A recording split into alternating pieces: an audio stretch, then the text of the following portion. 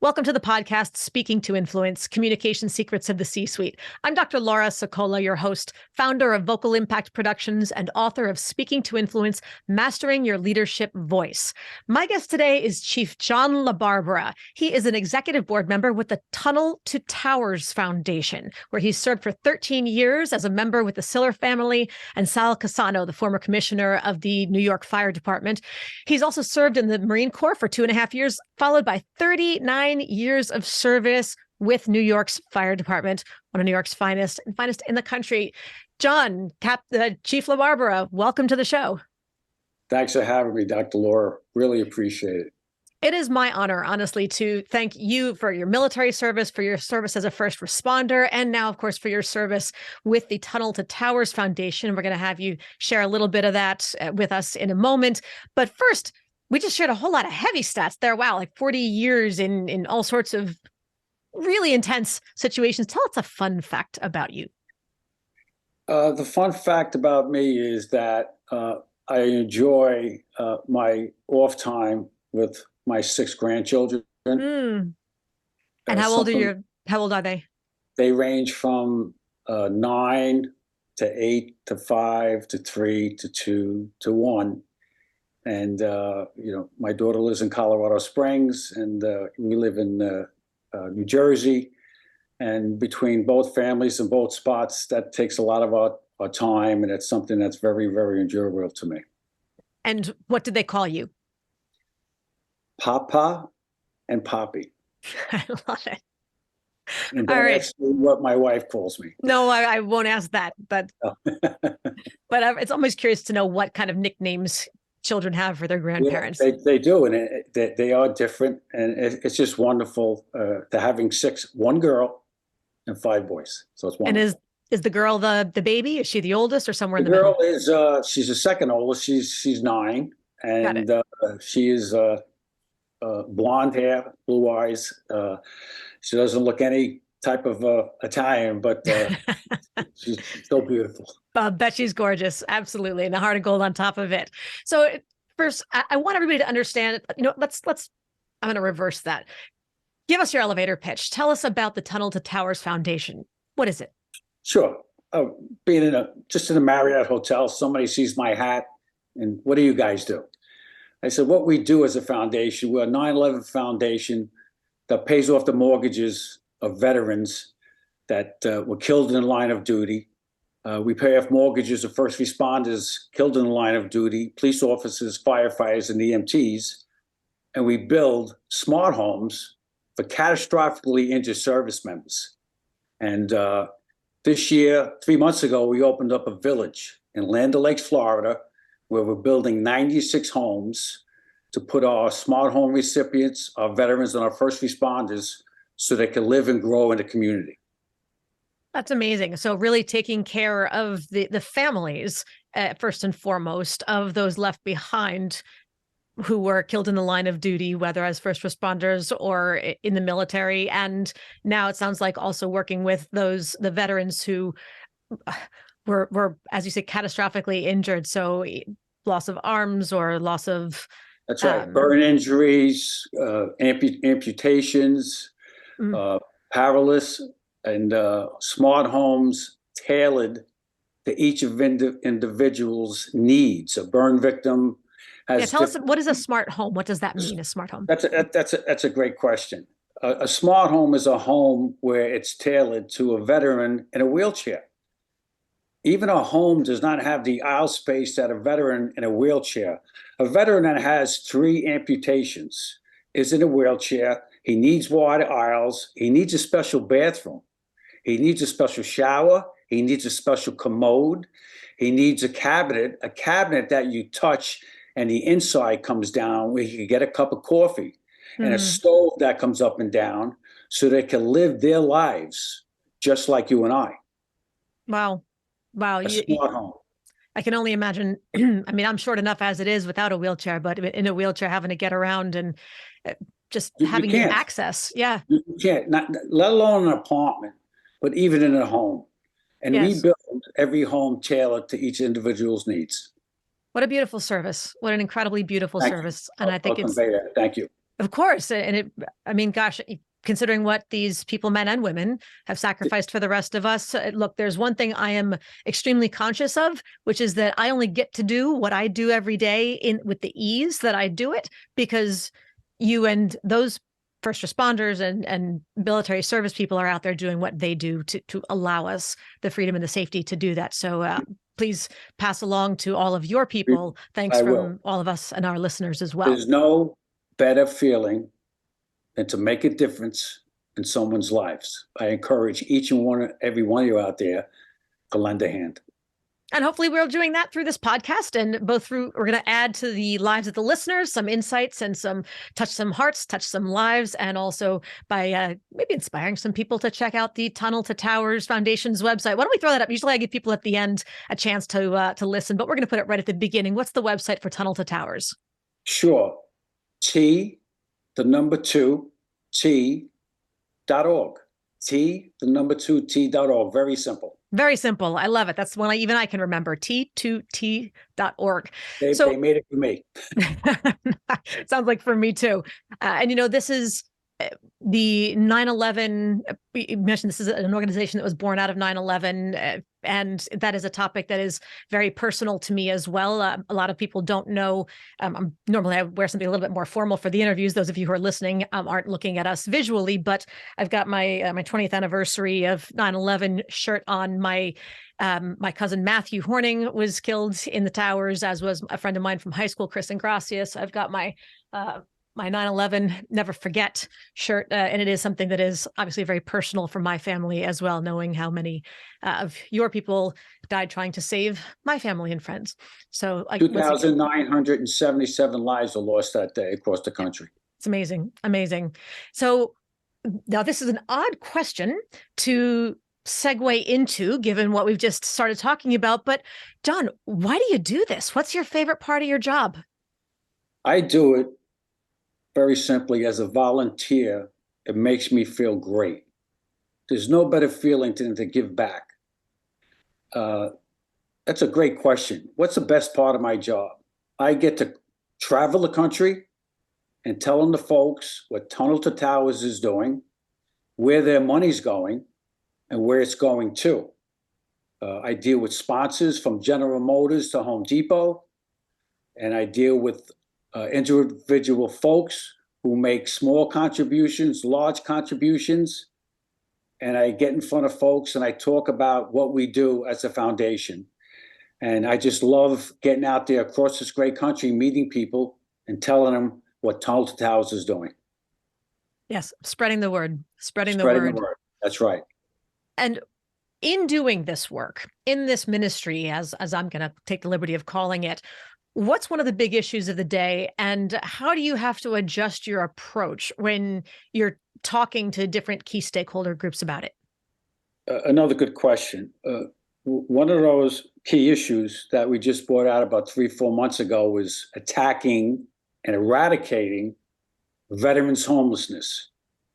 You could go across any great city, or as you watch TV and you see these poor, helpless people living outside with no roof, with no food, and living on their own. And the Tunnel to Towers Foundation is pledged to raise money to eradicate veterans' homelessness. We feel that the folks that are out there, especially veterans, probably about 25 to 30% of the folks that you see in the warm weather climates, especially even in New York, are veterans. But I want to make sure that we don't skip over that. So when we're talking about all the homeless people that you see especially in big cities, but I'm sure elsewhere, is 25 to 30% of all homeless people across the U.S. are veterans? That's an approximate figure. That's correct. Wow. At least that. And we get numbers from the VA, and we get concentration of states on where they are.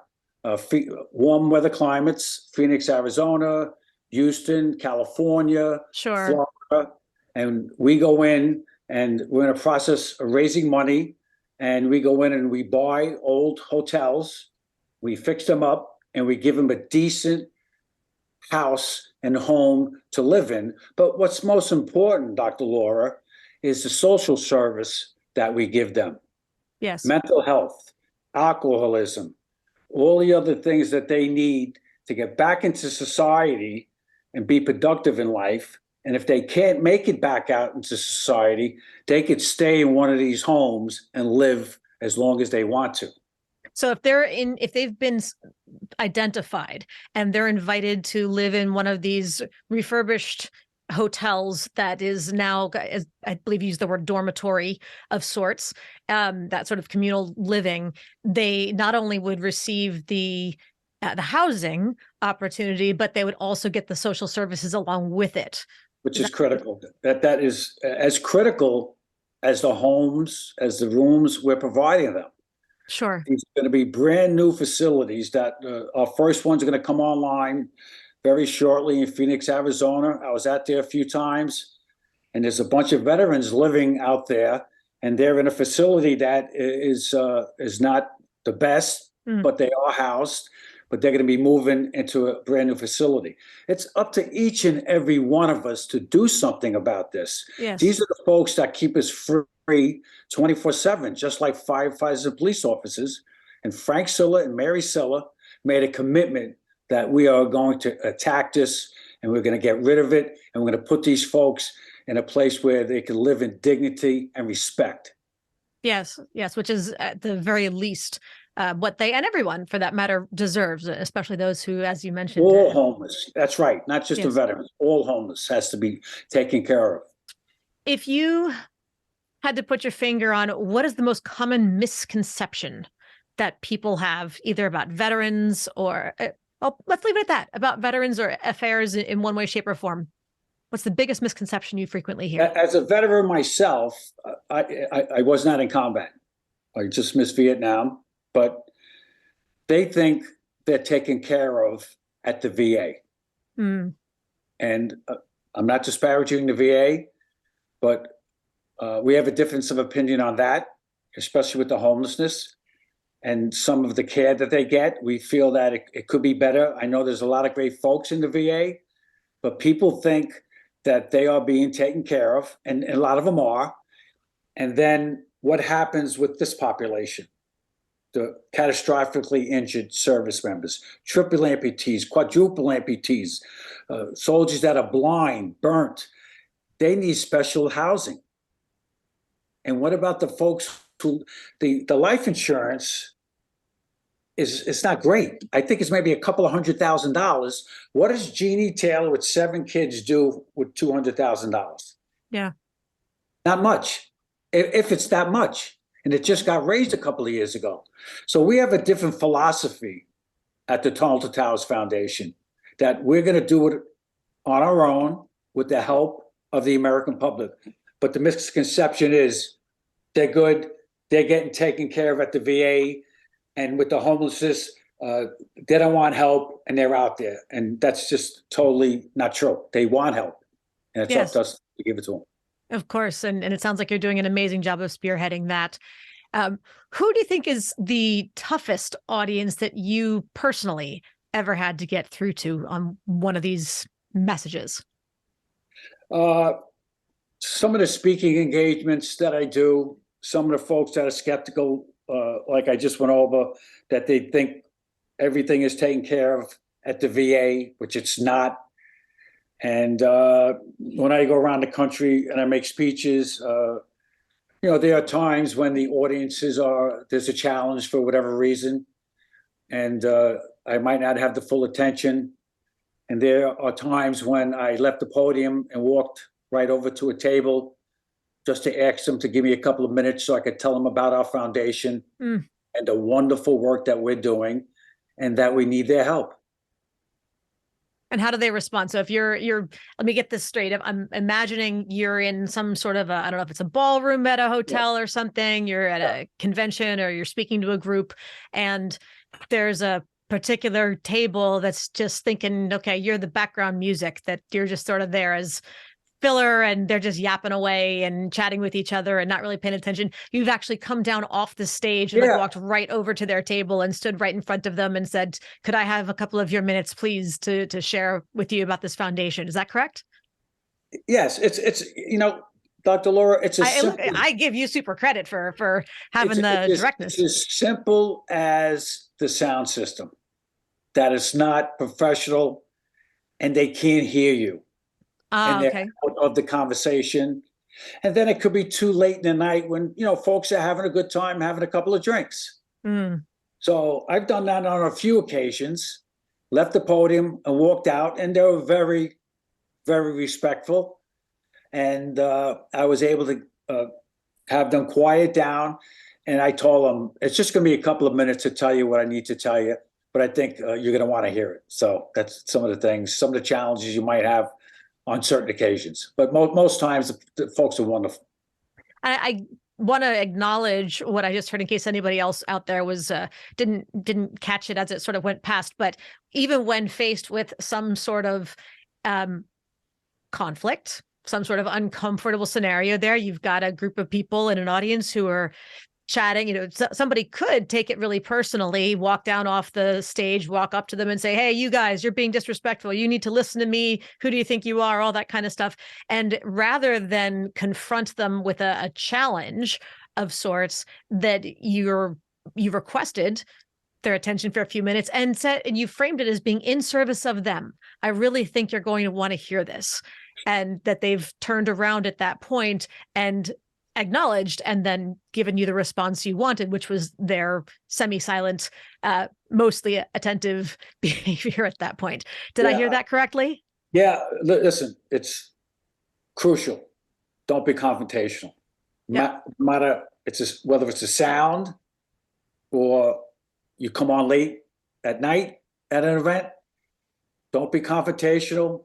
You go over there being very, very respectful, and you'll get the respect back. But I'm not encouraging anybody to do that. I've done it. I've watched our chairman, Frank Silla, on a number of occasions, quiet a crowd down. And I've watched Frank quiet 2,000-3,000 people down. Yeah. And just sitting back and learning from a pro has been invaluable to me. But I think let's go back to do not be confrontational, and just speak to them like you want to be spoken to. So I want to put a qualification on that, because I think somebody might say, how could you say don't be confrontational? You just got down off a podium and walked right up to their faces and stood up in front of them, in front of the whole audience, and called them out and did whatever else. How is that not confrontational? Well, you're a New Yorker. So and I'm a Jersey Italian. So perhaps our threshold for what we view as confrontation may be a little bit different. But more importantly, I'm being a little semi-facetious on that one. More specifically, it's not avoiding the confrontation. You're being direct, but being non-combative in the process of addressing the issue at hand, be it one of conflict or not conflict. But I think people would tend to assume you go one direction or the other, that, well, either I can address the problem and thus engage in conflict and have it be A against B, or I just turn a blind eye, pretend it's not happening, and just suck it up. And I think you just did a beautiful job of demonstrating where actually neither of those is desirable or effective, for that matter. We do confront head on in those situations, but gently, clearly, directly, respectfully, with a clear ask and a clear instruction point of sorts. And it works out perfectly in that scenario. It has worked out very well for you every time. Yes. Yes. And you don't have to walk directly to the table. Sure. The table's in question. Walk to the area. Talk to them, and also talk to other tables, but in that area. I travel a long way to convey a message. And again, the most important point that you and I just mentioned is there's a way to do it, but do not be confrontational about it. Right. Right. And I'm going to, for anybody out there who's still stuck on the confrontational word, I'm going to say, don't be combative about it, even when more or less directly addressing it. But that's also a great tip. Notice, everybody out there, the use of proxemics, which is space and how close you are to somebody else. So you can walk towards them, sort of give them the hint, oh, she's coming this way, he's coming this way, make eye contact with some of them and others. So it's not necessarily just homing in on that particular table and staring them down and, don't make me come over there. Suddenly the dad voice comes out of the back seat or out of the driver's seat, but to just start to drop hints, get a little closer, little by little body language, turn one way or another. So it's kind of implicit, but they sense it may be coming. So perhaps they want to dial it back before you get there. So it's hint dropping, but the use of proxemics in body language by just playing with distance is another super tip. So thank you for sharing that. That's critical. I'm glad you said that. I'm not sure what the word was, but proxemics. Proxemics. Yep. Space is critical. That's a great point. Yep. So proxemics is like the proximity. You're in the proximity of somebody else. So same root. I'm way ahead of the game today. Do not get close. That's such a great point. Perfect. This brings us to our listener 24-hour influence challenge. So, John, this is your opportunity to talk directly to our audience and challenge them to take one step that they can complete within 24 hours to have more influence. How would you like to challenge our listeners today? I tell each and every one of you out there, if you're listening and watching, go to T.org and learn about our foundation to help us do our mission and help us do good and help us with all of our initiatives, and tell your friends, their families, their friends, and spread the word. That's how Tunnel to Towers funds all our initiatives. So our influence challenge is a PSA today. Please check out Tunnel to Towers. T.org. Go there, learn about us. You're going to love everything we're doing. And like I said, 95.1 cents on the dollar goes to the programs. Which is an amazing statistic by anybody's standards. So there's your call to action. Check out T2T.org to not only have an influence on yourself, because as John mentioned earlier at the beginning of the show, the best part of his job is knowing that you're doing good, that you're making a difference for others. And that's quite the gift to share for yourself, as well as knowing that you're going to have a huge influence on the lives of first responders, of military veterans and their families. So thank you for that opportunity today, John. Thank you. All right. Mistakes. We've all made them, much as we don't necessarily like to admit them. Part of the human experience. What's a communications related mistake that you've made? And if you could have a do-over, what would it sound like? We don't have enough time for me to go over the mistakes and the do-overs. I'd like to, go over, but, one of the mistakes, with firefighting, it's life and death situations, and myself as a young lieutenant, not training my company in the basics of firefighting, which they know, but not by me not training as much as I should have, as something as a house fire, fully involved with people inside, very, very dynamic situation, and a hose line coming into a home that's going to extinguish the fire, and four fire companies are in there making searches in a dynamic situation, smoke and flame. And one of our firefighters ventilated one of the windows before we had water in the hose line, which caused the two-story building to become fully involved. Thank God everybody was able to get out. The civilians, the firefighters were able to bail out of all the windows at all. And that was something that I neglected in telling the team something very simple that I assume that they knew, but something that you do have to go over, simple things, and get the feedback, is that a hose line going into a home that's on fire has to have water in it. And the communication with the member breaking those windows, he has to communicate that to everybody involved. And if he did that, we would have told that young firefighter to hold off breaking the windows, ventilating it, giving the oxygen to that fire, causing that home to be fully involved. With that communication that wasn't evident, but we would have told that young firefighter to hold off on not ventilating those windows. And when we spoke later in the after action summary, that he assumed by seeing the hose line in that building that there was water on the fire. And that's not what happened. And that was a shortcoming on my part for not training and talking to the firefighters, especially the young firefighters. So don't assume anything, or everything that's large, small, everything matters, and life-saving business training is the key. Sure. So if I'm hearing this correctly, I'm going to feed back what I'm hearing and tell me if I missed anything or got any wires crossed along the way. So the huge raging fire in this house, and one of the teams had brought the hose in, but they had not as of yet turned the water on at the source. So the guy whose job it was to break the windows saw the hose in there and just assumed it was good to go, but it wasn't. And there was a failure on his part to check with the team first and make sure, yes, they have water before breaking the window, which then fanned the flames, as it were. And it actually lit the home. The first and second floors on fire, where I don't know how many guys had to jump out windows. Ugh.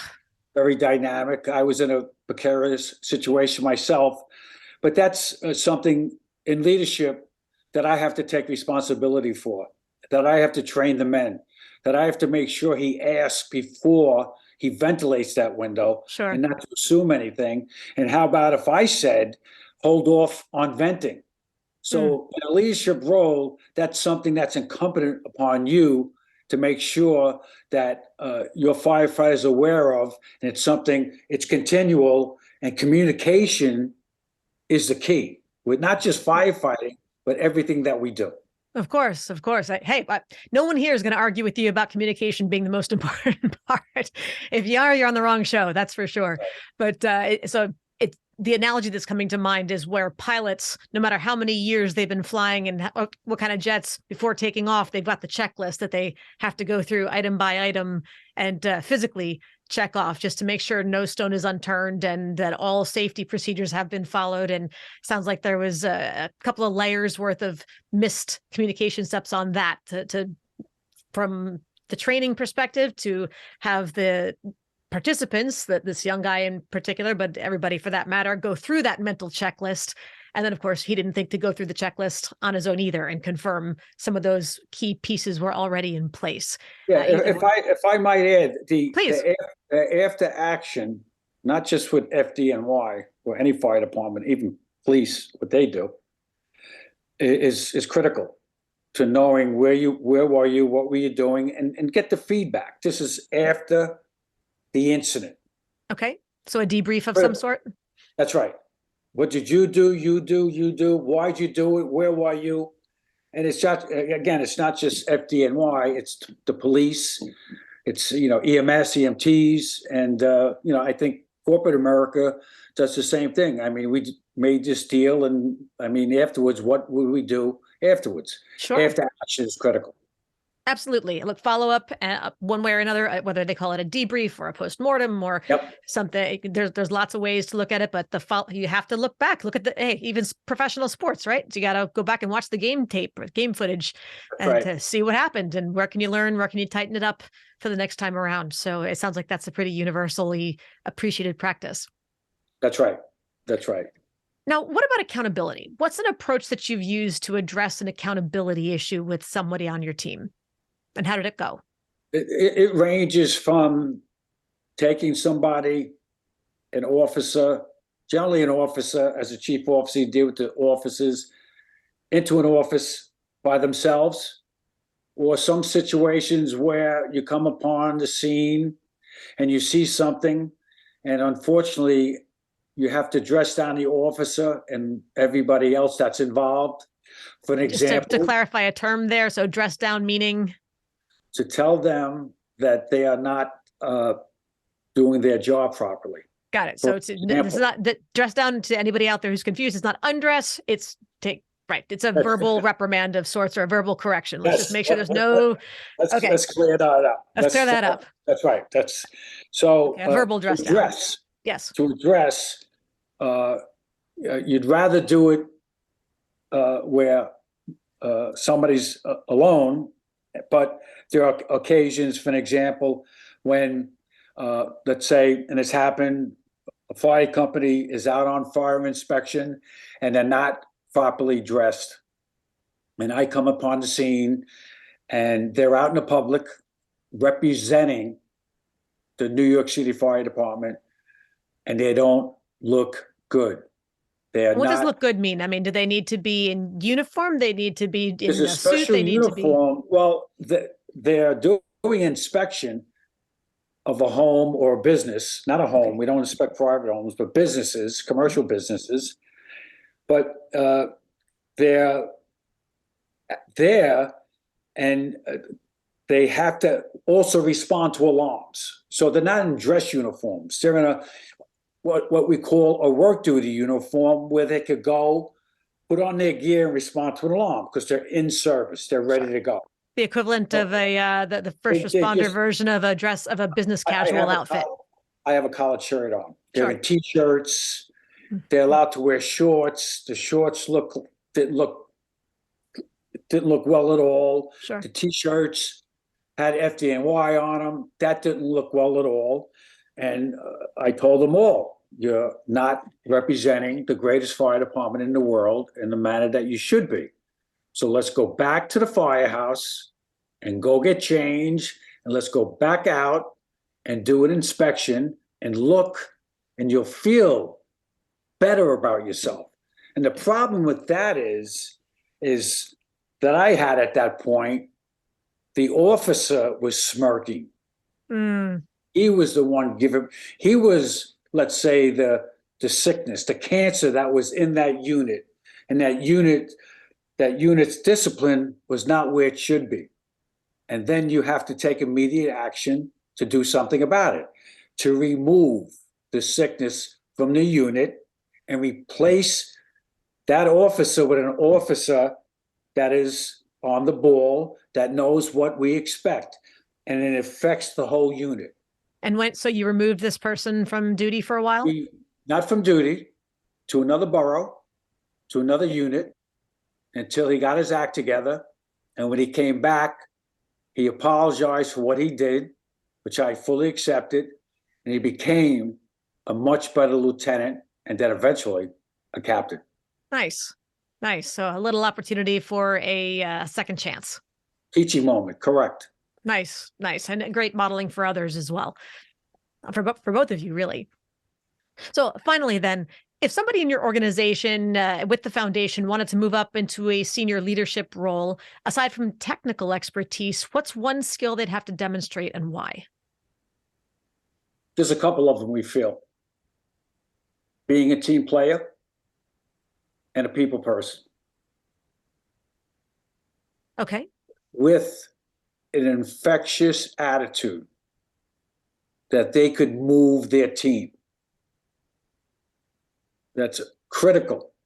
And as I said before, it's a give and take with your team. It's not just you and your orders and how you want to do things. You need the feedback.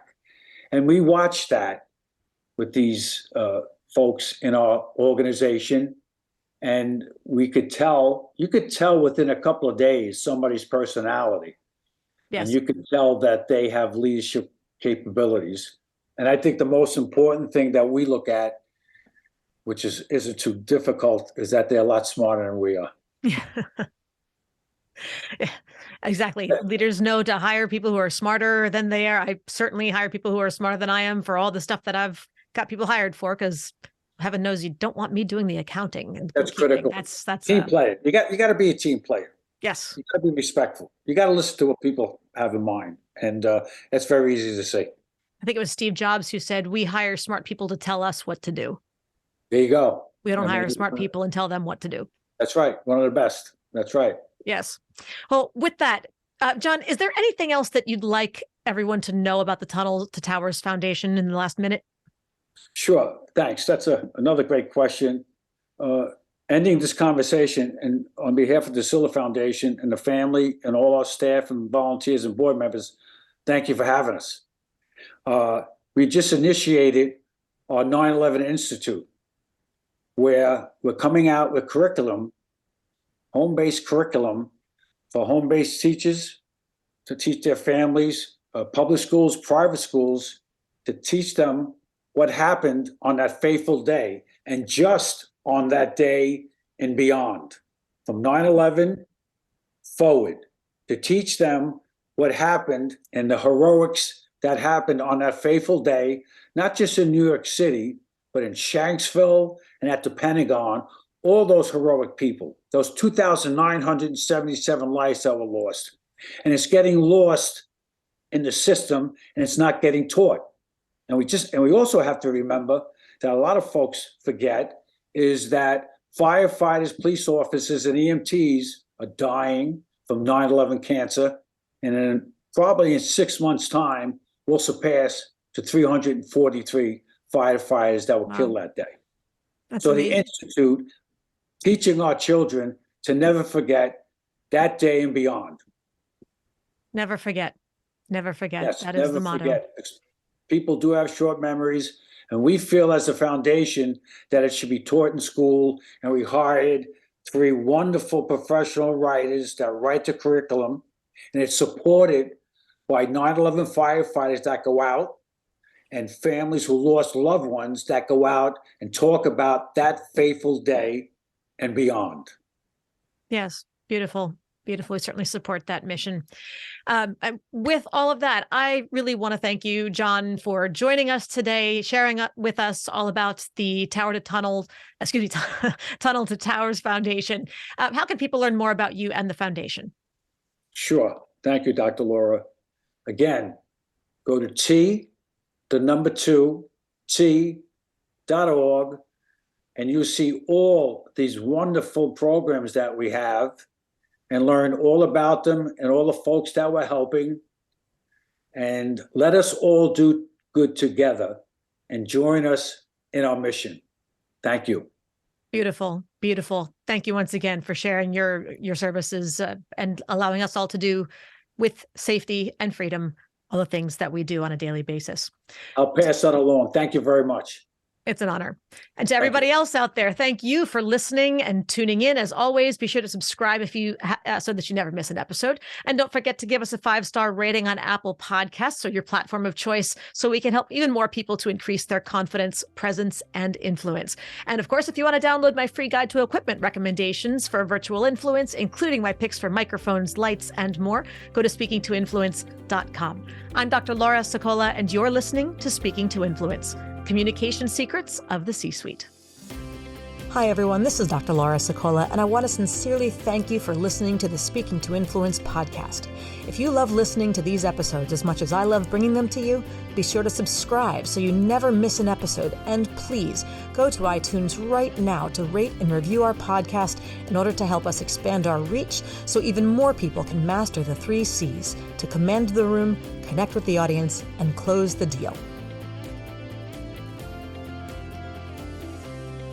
Thanks for listening to Speaking to Influence, Communication Secrets of the C-Suite, the show for leaders who want to speak with impact. The hosts, producers, owners, and media distributors of the show make no guarantees that the strategies and information discussed will result in profit or other success, and may result in losses. The opinions and statements of the hosts and guests do not necessarily reflect the opinions of the owners, staff, managers, broadcasters, or sponsors of the show. No medical or psychological therapy or personal or professional wellness or relationship advice is offered in the show. You are advised to seek counsel on matters related to your health, family, relationships, job, or other business and legal matters from licensed advisors in those areas prior to making any changes in business or lifestyle. No information provided may be suitable in your situation. As always, take responsibility for the decisions and actions you take, including the reactions they may make in your work, family, health, and life.